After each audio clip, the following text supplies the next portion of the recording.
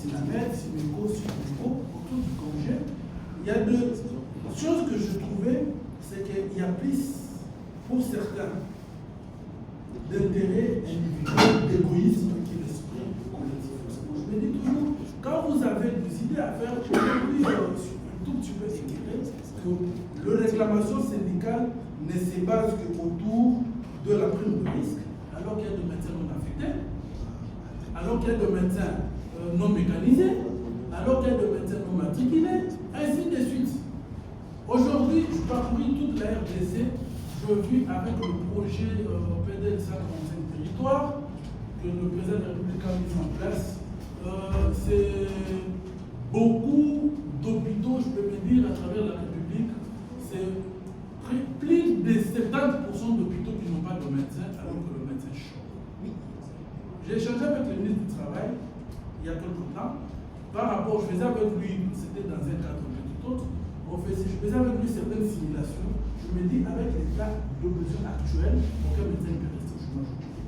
Aucun médecin ne peut rester au chômage. Et quand on fait ces similitudes, vous vous rendez compte que le pays a actuellement beaucoup d'hôpitaux, beaucoup de centres qui sont créés partout par le président. Mais comment est-ce qu'il peut faire passer cette analyse-là aux décideurs? Qui peut faire passer cette analyse-là à la fonction publique? Qui peut faire passer cette analyse-là si ce n'est pas notre critère? Voilà pourquoi moi je me dis, je réfléchissais avec le confrère autour de la mise en place. Aujourd'hui, par exemple, avec M. Goyo, récemment il y a eu une altercation. Je me dis, je vais expliquer certaines choses. Ils ne comprenaient rien. Ils ne comprenaient rien de ce que je vous expliquais. Pourquoi? Parce qu'on sent que nous allons dans une guerre que nous pensons être la même, mais avec des têtes différentes.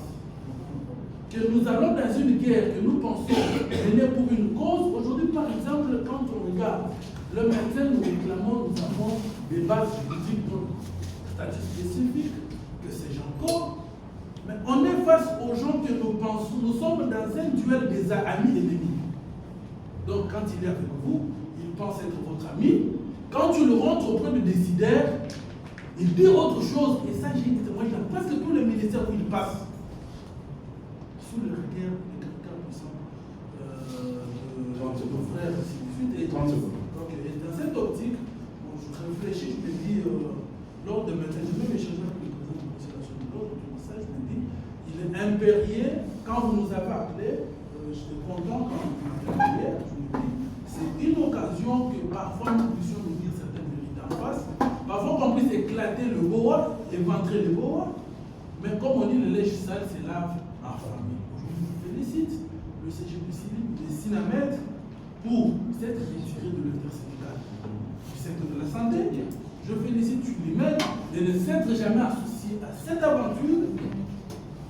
Simeco, ainsi de suite, et je demande, je même fait un message ce matin à notre aîné de mandat, qui se résiste même si on va laisser l'intérim, d'après ce que j'ai vu sur les réseaux. Je dis c'est un cadeau empoisonné, c'est un cadeau empoisonné qui fait juste lève pour le fermer les yeux et le temps, parce qu'on dit qu'il est jamais, vous l'avez dit ici, il n'est jamais tard pour mieux faire. Je félicite le Conseil de l'ordre de médecins pour cette initiative et le Conseil, nous serons toujours derrière le Conseil tant qu'il est dans les rangs de notre corporation. Et aujourd'hui, je suis en train de demander, je demanderai une séance de travail avec vous parce que Dieu merci, il fait l'annonce, l'intersyndicale de médecins, il y a tous les documents. Aujourd'hui, nous venons d'avoir tous les documents. Je me dis, c'est une grâce que nous remercions le Seigneur et nous allons travailler ensemble avec tous les syndicats. Il y a des choses